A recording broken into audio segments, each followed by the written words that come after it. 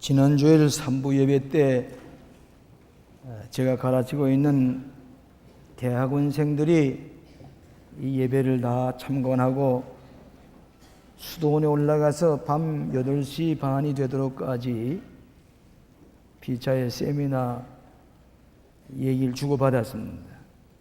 그분들의 얘기가 광림교회 얘기만 들었지만은 와서 예배에 참석하고 보니까 너무 충격을 받았느라고. 한국교회에 이렇게 성실한 예배를 드리는 교회가 있었던가 아주 자랑스럽게 생각한다고 얘기했습니다.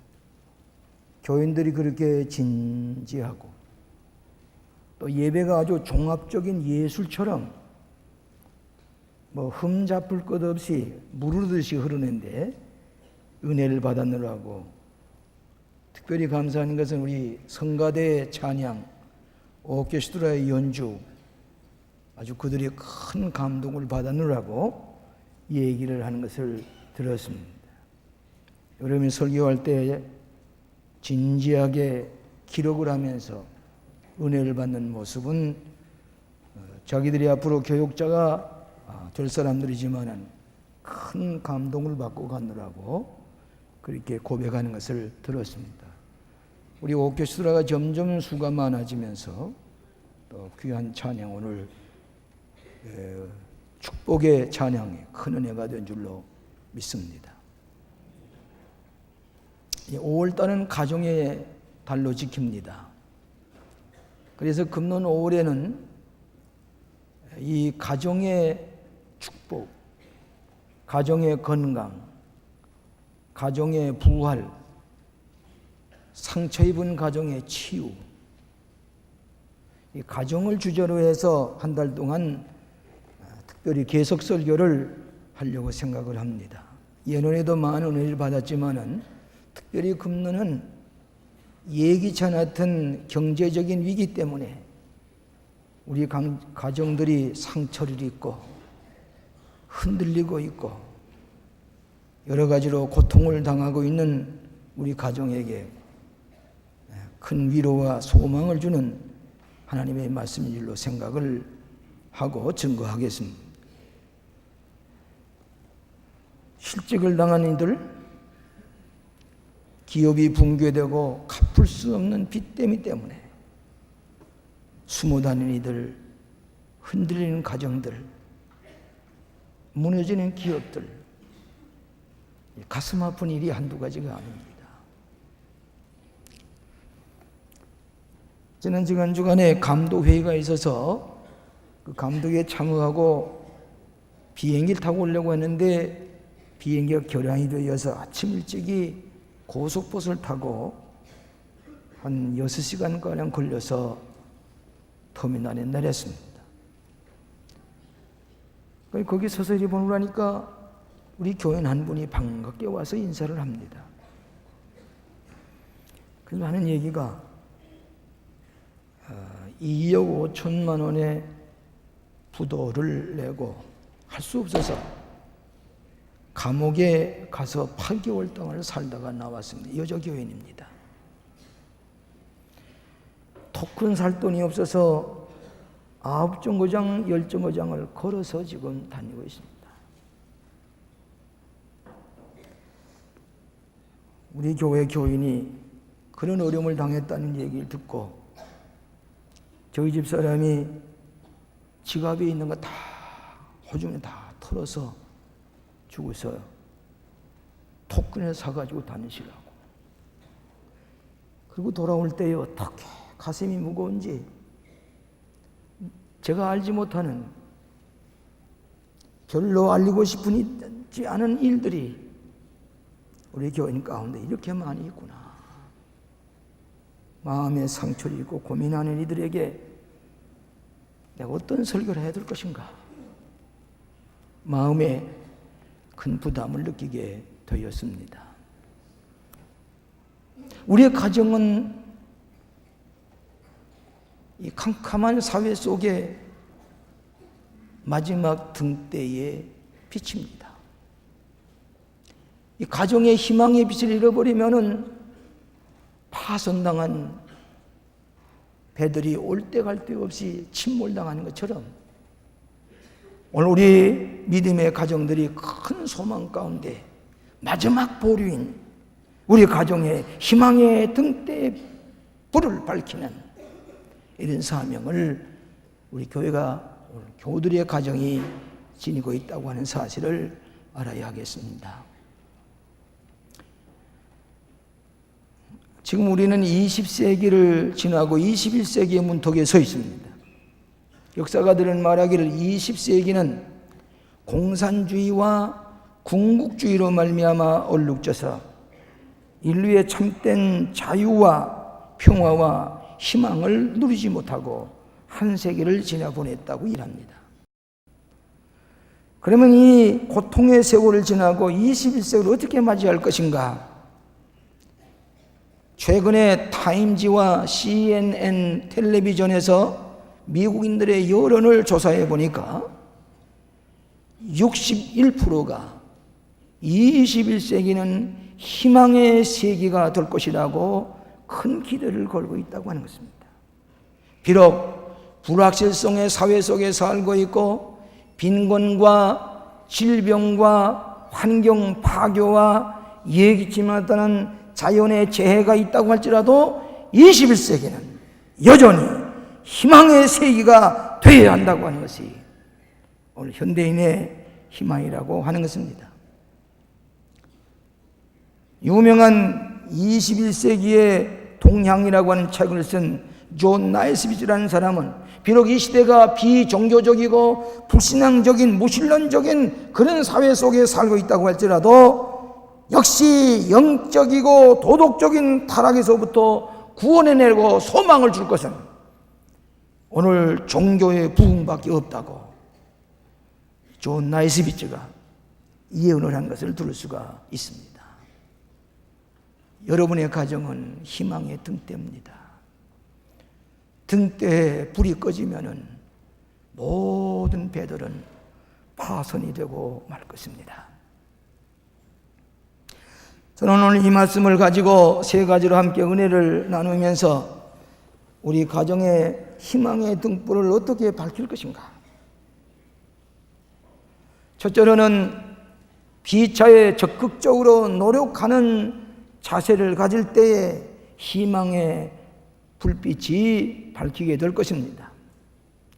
여러분, 신앙이라고 하는 것은 실패와 좌절 속에서도 포기하지 아니하고 적극적인 노력과 자세를 가지고 희망을 찾는 것이고 새로운 가능성을 모색하는 것이 신앙입니다.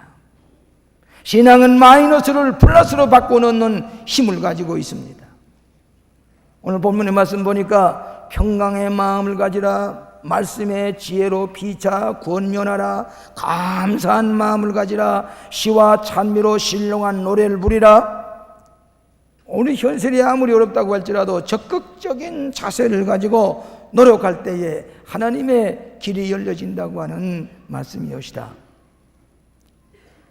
최근에 이 언론을 보면은 이 경제 위기 때문에 가정이 흔들리고 가정이 파괴되고 가정의 스트레스 때문에 폭력 행사가 이루어지고 자녀들이 가출을 하고 가장들이 어떻게 몸둘 바를 모르고 그런 아주 긴장 가운데 살얼음을 걷는 것 같이 가정들이 지나고 있다.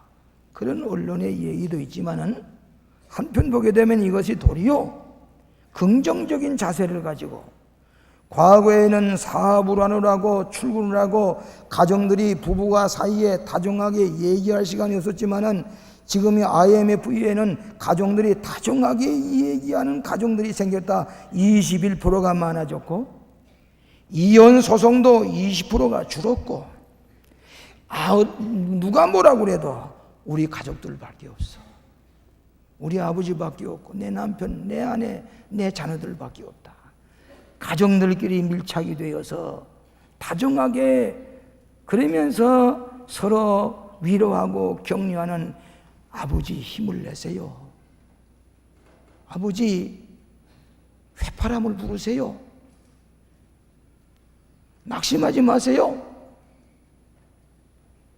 서로 격려하며 적극적으로 서로 포용하며 문제를 해결하려고 하는 그런 가정들이 많이 있다고 하는 얘기입니다. 여러분, 부정적인 생각 왜 이랬을까? 왜 이렇게 우리의 가정이 이렇게 좌절과 실망이 찾아오는가? 부정적으로 생각을 하면은 부정적인 해답밖에 나오지 않습니다. 그러나 도리어 긍정적으로 많이 생각하면 긍정적인 창조적인 해답이 나오게 되는 것입니다. 신앙이란 무엇이냐? 패배와 실패와 좌절 가운데서 적극적인 해답을 찾게 하는 것이, 이것이 신앙입니다. 놀만 핀셀 박사 세상을 떠났습니다마는 그분이 적극적으로 문제를 풀어가는 9가지를 이렇게 얘기를 했습니다. 첫째로는 모든 문제는 해결책이 있음을 믿으라. 문제로 끝나는 게 아니라 문제 속에 해결책이 있고 이 문제 해결책은 어디든지 있단 말이에요. 그걸 믿으라. 문제만이 영원히 남는 것이 아니라 그 문제 속에서 해결책이 생기고 보화를 찾아낼 수 있다고 하는 것입니다. 두 번째로는 침착하게 정직하게 문제를 생각하라. 긴장하고 스트레스에 쌓이게 되면 좋은 생각에 힘을 가로막습니다. 그렇기 때문에 아주 침착하게 정직하게 문제를 생각하라. 세 번째로는 해답을 성급하게 얻으려고 하지 말라. 너무 성급함에 서두르다 보면은 바른 해답을 찾지 못하기 때문에 마음의 평정을 찾고 문제를 선명하게 생각하라. 네 번째로는 문제를 편견 없이 공정하게 판단하라. 객관적으로 사실을 객관적으로 찾아가면서 종이에 적고 그리고 생각해 보라. 종이에 적는다고 하는 것 중요합니다. 그래 적어놓고 자꾸 깊이 생각해 보라. 다섯 번째로는 하나님께서 좋은 방안을 주실 줄 믿고 기도하라. 하나님의 사랑하는 자에게 좋은 방안을 제시해 줄 줄 믿고 기도하라. 여섯 번째로는 하나님께서 인도하시고 약속하신 말씀을 믿으라. 오늘 여기에 성경 말씀에 두려워 말라 내가 너와 함께 하느니라 놀라지 말라 주의 의로운 오른손은 너를 붙들리라. 하나님의 말씀 너의 발의 등불이라고 말씀하시죠. 이 성경에 우리에게 주시는 이 귀한 말씀을 꼭 믿고 붙들고 용기를 가지고 나아가라 하는 말씀입니다. 그 다음에 일곱 번째로는 하나님께서 주시는 통찰력과 직관력을 믿으라. 하나님께서 여러분에게 통찰력을 주시고 직관력을 주셨기 때문에 그것을 찾아서 믿고 나아가라. 여덟 번째로 매우 중요한 얘기입니다. 교회에 나아가서 바른 응답과 영감과 창조적인 그런 해답을 얻을 줄로 믿고 예배를 정성껏 드리라 그랬어요. 우리 교우 가운데 문제를 해결하지 못해서 오래 고심하다가 그 문제를 안고 교회 나와서 예배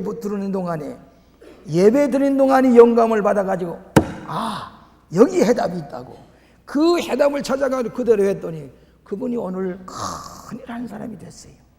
하나님께서 나에게 예배 시간에 말씀을 통해서 영감을 주셔서 내가 오늘 이렇게 되니라고 간 데마다 그분이 내가 오늘 이렇게 되는 것은 교회 나가서 예배 드리다가 하나님께 주신 영감입니다. 옳습니다. 여러분 오랫동안 기도하는 제목을 예배 시간에 하나님 앞에 내놓을 때 특별한 영감과 해답을 주시는 것을 믿으시기 바랍니다. 성실한 예배를 드려야 돼요. 그렇기 때문에 성실한 예배를 드려야 됩니다. 아홉 번째로 이상과 같이 성실하게 따라 행할 때에 마음에 떠오른 해답을 개발해 나가라, 발전해 나가라. 그렇게 놀만 빈센빌 박사가 9가지를 제시했습니다.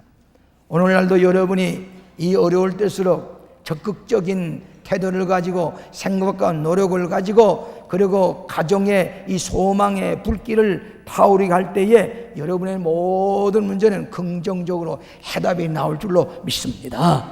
이것이 신앙의 세계입니다. 이것이 기도하는 사람입니다. 이것이 말씀이 인도하는 대로 여러분이 적극 부정적인 아무리 생각해도 소용없습니다. 긍정적으로 하나님의 해답을 얻으시기를, 그리고 희망의 등대에 불을 환히 밝히시기를 축원합니다. 두 번째로는 서로 너그러운 마음으로 용납하라 하는 것입니다. 너그러운 마음으로 서로 간합하는 것입니다. 우리 예수님께서는 우리들에게 허물과 실패와 잘못이 있는 그대로 받아들였습니다. 우리가 의롭기 때문에, 성결하기 때문에만 받아들인 게 아니라 실수투성이고 잘못한 것은 많고 시행착오도 많고 실패하고 상처투성이 그대로 받아들이신 분이 예수님이십니다. 그대로 받아들이셨어요. 너희가 다 고치고 내게 오라 아닙니다. 그대로 받아들였습니다. 그것이 좋은 예가 탕자의 비유입니다. 탕자가 성공하려고 아버지 산을 가지고 다 나가서 노력했지만 다 탕진해버 실패하고 거지가 돼서 돌아왔을 때에 아버지는 책망 그대로 받아들였습니다. 실패하고 거지가 돼서 돌아오는 이 탕자를 그대로 받아들이는 것은 무슨 뜻인 거니? 너희들도 그렇게 받아들이라고 말이에요. 탕자의 교훈은 성공한 것을 받아들이는 게 아니라 실패하고 좌절한 자식을 그대로 받아들이는 것처럼 우리 가정에서도 여러 가지 좌절과 시리에 빠져 있는 너희들 그대로 받아들이라, 그 얘기입니다. 가정밖에 없습니다. 가정밖에 없습니다. 남편이 성공하고 승진하고 잘 되실 때는 뭐 두말할 것도 없지요. 그런 가정이라고 하는 건 실패하고 실직을 당하고 올 때 갈 때 없게 된 사랑하는 내 남편 누가 받아들이겠어요? 가정에서 받아들여야 됩니다. 아내가 그를 감싸야 됩니다. 자녀들이 그를 감싸야 됩니다. 아버지 힘을 내세요. 아버지 존경해요. 아버지는 위대하세요. 아버지 지금까지 우리 가정을 희생해 오셨어요. 우리에게 새로운 희망이 있습니다. 용기를 내세요. 여러분이 가정에 이런 어려움이 있을 때에 그럴 때일수록 우리가 마음을 넓게 가져야 됩니다. 여러분, 자녀들에게 효성을 받는 아버지 어머니는 어떤지 아십니까? 어머니가 남편이 어떻게 실직을 당하거나 어려움을 당해서 집에 있을 때에 혹 답답해서 직을 당하면은 어머니가 너희 아버지 같은 분이 안 계신다. 인격이 훌륭하시고 너희들을 위해서 이렇게 귀하신 분이야. 희생하신 분이야. 나는 내 아버지를, 너희 아버지를 존경해. 훌륭하신 분이요. 그렇게 칭찬을 할 때 자녀들은 그래, 우리 아버지 같은 분이 안 계셔. 어떻게 사회가 이 시대가 이렇게 어려움을 당해서 그렇지 우리 아버지가 훌륭해. 아버지를 더욱더 존경하게 됩니다. 그렇지 못한 어머니는 이 아버지에게 대해서 용서하세요. 아버지가 안 계실 때면 아버지가 왜 이렇게 무능하냐? 왜 이러냐? 아버지를 완전히 인격을 저하시키고 아버지를 무시하는 얘기를 많이 할 것 같으면 어머니도 효성을 못 받습니다. 아버지가 위대해. 아버지처럼 훌륭한 분이 안 계셔. 아버지를 칭찬해도 어머니도 마찬가지입니다. 아버지가 어머니에 대해서 자식들에게 이 가정을 누가 꾸려나가냐? 어머니 아니냐? 어머님처럼 훌륭한 분이 안 계시다. 너희들을 위해서 어머니가 희생하고 기도하고 어머니가 생각하는 거 보면 놀랍다. 나는 아무것도 아니야. 어머님 때문에 이렇게 된 거야. 어머니를 존귀 여기고 어머니를 위하고 어머니의 칭찬을 하게 될 때에 그 가정은 희망의 불길이 타오릅니다. 자녀들이 어머니 아버지를 존경하게 됩니다. 이럴 때일수록 서로 이해하십시다. 상처를 싸매어주고 부둥켜하는 거, 용납하는 가정. 가정에 희망의 등대 불이 비치게 될 것입니다. 좌절과 실망 누가 위로할 것입니까? 가정밖에 없습니다. 너의 관용을 모든 사람에게 알게 하라. 미국의 유명한 화가인 벤자민 웨스트라는 사람이 있었는데, 어렸을 때에 어머니가 외출하다가 돌아오니까 이 웨스트라는 소년이 물감을 타가지고 온 벽에다가 낙서를 했는데 엉망으로 만들어냈어요. 웬만한 어머니 같으면 돌아와서 그 어머니가 그 자식에 대해서 이거 어떻게 된 거냐, 이 매질을 하고 책망을 할 텐데, 이 위대한 어머니는 와서 뭐라고 그러는 거니? 벤자민, 와, 내가 다 했냐? 내가 이걸 다 그렸느냐? 훌륭하네. 넌 장차 큰 화가가 될 거다. 어쩌면 이렇게 잘 그렸느냐? 물감칠하고 온 방을 어지럽게 매는 걸 보고 어머니는 내 예술성이 훌륭하다. 장차 나는 훌륭한 화가가 될 것이다. 이 어린애기는 어머니의 그 얘기를 듣고 나는 장차 훌륭한 화가가 된다. 자존심을 가지고 노력한 결과 벤자민 웨스트라고 하는 유명한 화가가 되었다고 하는 것입니다. 어머님의 이해, 어머님의 관용, 어머님의 칭찬, 그 자식을 어머니 때문에 만들어내는 것입니다. 이 관용과 이 용납, 오늘 어느 때보다도 우리 가정에 필요한 시대인 줄로 믿습니다. 오늘 사랑하시는 여러분, 우리 가정에 과거는 때보다도 용납하고 상처를 쓰다듬어 주고, 당신밖에 누가 있어? 서로 껴안고 서로 용기를 주고 소망을 가지는 여러분의 가정이 되시기를 축원합니다. 마지막으로 서로 친근한 관계성을 가지라고 하는 것입니다.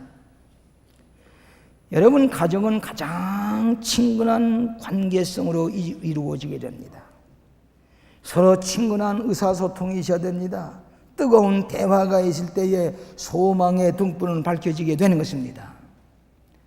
어떤 작가가 신문에 잠깐 실린 거 보니까, 우리가 어쩌다가 선진국 대열에 선다고 국민소득 만불의 생활권에 들었다고 하더니 우리들의 가정의 대화를 다 끊어놓고 말았다. 영혼의 덕목, 가정의 덕목들을 폐기 처분해버리고 말았다. 황량한 인간의 소외 광야로 우리를 다 내몰아버리고 말지 않았느냐. 그 알뜰한 선진국 대열에 들어간다고 하는 것이 가정의 대화를 다 끊어놓고 말았대요. 오늘 변화의 소용돌이 속에서 우리의 가정끼리 친근한 대화가 끊어지지 않아야 됩니다. 요즘 새삼스럽게 무슨 정보는 국력이라 그랬지만은 여러분의 가정은 다정한 정보의 센터가 되어야 됩니다. 그래서 가족끼리 서로 다정한 얘기를 주고받을 때에 그 가정이 훌륭한 그런 가정으로 소망이 넘치는 가정이 됩니다.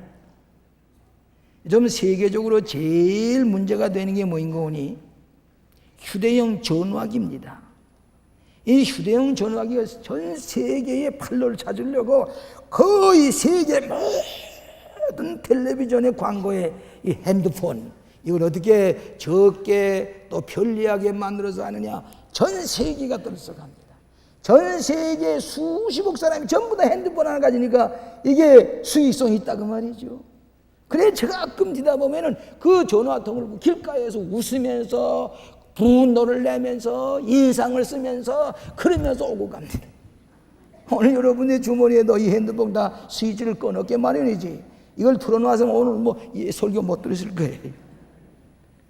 그런데 그 많은 통화, 그 많은 정보 공헌, 과연 내 가정에 내 아내와 내 자식들과 내 남편들 대화의 시간을 얼마나 가졌느냐.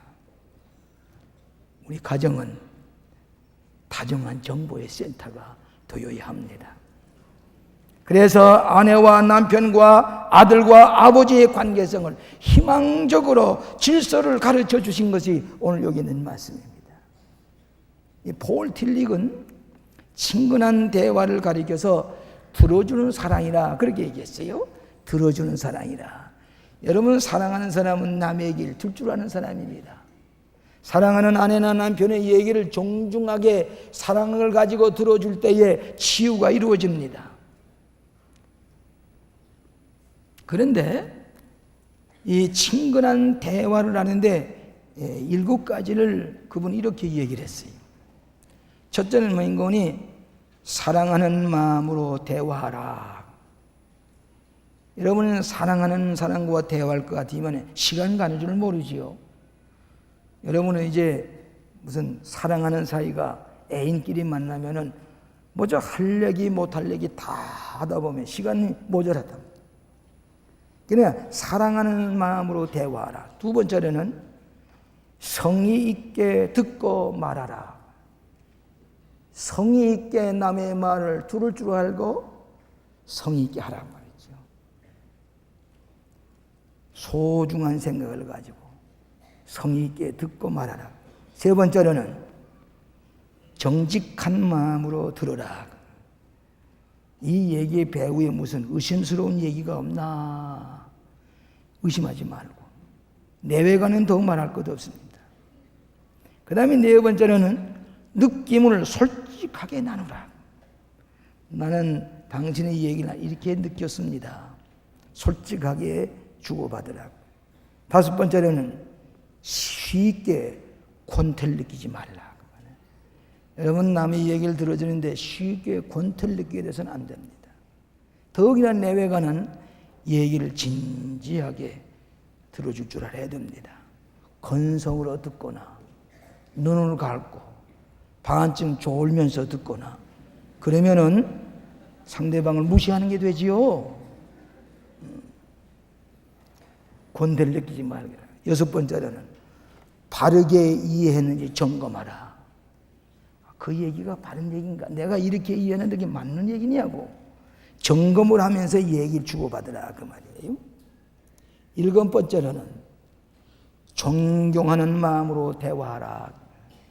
존경하는 마음으로. 상대방의 마음을 존경하는 마음으로. 여러분, 존경하는 사람의 얘기를 한마디 놓치지 않지요? 그대로 듣지요? 존경하는 마음으로 대화하라. 대화가 있는 곳에 희망이 넘치게 될 줄로 믿습니다. 우리의 희망의 근원은 예수님이십니다. 주 안에서 평강을 누리라. 주 안에서 감사하라. 주 안에서 서로 사랑하라. 주 안에서 지혜의 말씀을 나누라. 주 안에서 서로 기쁘게 하라. 희망의 근원은 주님이시기 때문에 주님 안에서 희망을 나누라건 희망의 근원은 예수 그리스도. 제주도에 한번 가보니까 큰 등대불이 있는데 거긴 뭐 제너레이터가 있어서 발동기가 돌아가는 것도 아니고 육지에서 전선을 끄는 것도 아닌데 이 불빛을 환하게 밤에 자꾸 비춰줍니다. 그래서 먼 길 캄캄한 대를 가는 배가 그 불빛을 보고 그리고서 지나가게 됩니다. 나중에 얘기를 들어보니까 이전에 옛날과 같이 무슨 발동기를 걸고 전력을 이렇게 발전시킨 게 아니라 낮에 태양빛을 받아가지고 태양열을 받아가지고 이 솔라 시스템을 가지고 받아가지고 이 전기를 축적을 했다가 밤에는 이 등대 불을 밝게 비춰준다는 얘기입니다. 소망의 근원은 예수님이시기 때문에 우리 예수님께 우리의 소망의 소스 자원을 받아가지고 믿음 안에서 주 안에서 소망을 가지고 서로 나누는 복된 가정이 될 때에 우리 가정이 치유가 되고 우리 가정에 새로운 길이 열려지게 되고 창조적인 삶을 우리 가정에서 하게 될 줄로 믿습니다. 지난 주간에 며칠 전에 텔레비전에서 이상한 영상을 하나 보았습니다. 저는 유심히 보았습니다. 그 영상은 다른 게 아니라 어느 공사장에서 큰 아파트를 짓는가 큰 건물을 짓는데 그 옆에 절벽이 되어 있는 돌로 절벽이 되어 있는 곳에 있는데 그 절벽 사이에 이런 구멍에 희귀한 매과에 속하는 새가 둥지를 들었습니다. 알을 낳고 새끼를 깠습니다. 그래서 이 암수코 날아다니면서 들쥐를 물어다가 그걸 털을 뜯어가지고 그 고기를 그 새끼에게 먹입니다. 근데 옆에서 공사장에서 소리가 나니까 이 암수코, 이 매과의 희귀한 이 날점새는 그게 들어와서 눈치를 보면서 희망의 보금자리가 깨질까봐, 희망의 새끼가 죽을까봐 그 보금자리를 보호하기 위해서 눈치를 보면서 초조해하는 모습인데도 그 공사장에서 저 날점생의 희망의 보금자리를 깨서는 안 된다. 공사를 한 달 동안 중지하자. 수십억 개의 재산이 손해가 들지 모릅니다. 그렇지만은 저 날점생 희망의 보금자리, 저 희망의 새끼들, 이걸 파괴해서는 안 된다. 한 달 말인가 한 달 동안 그 공사를 중지했다는 얘기 들을 때에 참새 하나라도 떨어지는 것을 원치 않으신 하나님께서 사람들도 그 날짐승에 관심을 가지고 그 희망의 보금자리를 깨지 않도록 공사를 중지한다 할 것 같으면 좋으신 하나님께서 여러분의 가정 지켜주실 줄로 믿습니다. 희망이 깨지지 않아야지. 참새 한 마리라도 하나님의 뜻이 아니면 떨어지지 않게 하신 하나님, 오늘 여러분의 가정에 희망의 등대에 불이 밝혀지도록 소망을 부어주시는 하나님, 섭리하시는 창조주 하나님, 예수님의 사랑 믿으시고 여러분의 가정에 소망의 등대의 빛이 환하게 비춰지도록 함께 기도하면서 힘쓰시는 여러분 되시기를 주의 이름으로 축원합니다. 자비하신 아버지, 주님, 우리는 지금 경제적으로 매우 어려운 시련 가운데서 가정이 흔들리고 있고 여러 가지 모양으로 상처를 입고 어려운 가운데 있습니다. 주님 아시지요? 우리 가정들이 이 어려울 때일수록 소망의 등대의 불빛이 꺼지지 않게 하여 주시옵소서. 소망의 불길을 켜고 이 어려운 문제들이 다 전화와 유복에 좋으신 하나님께서 길을 보여주시고 우리의 앞길을 인도해 주실 줄로 믿습니다. 이 마지막 우리 가정의 등대의 불빛, 소망의 불빛이 환하게 비춰지는 그리스도의 축복의 가정이 되도록 인도해 주시옵시기를 예수님 이름으로 기도하옵나이다. 아멘.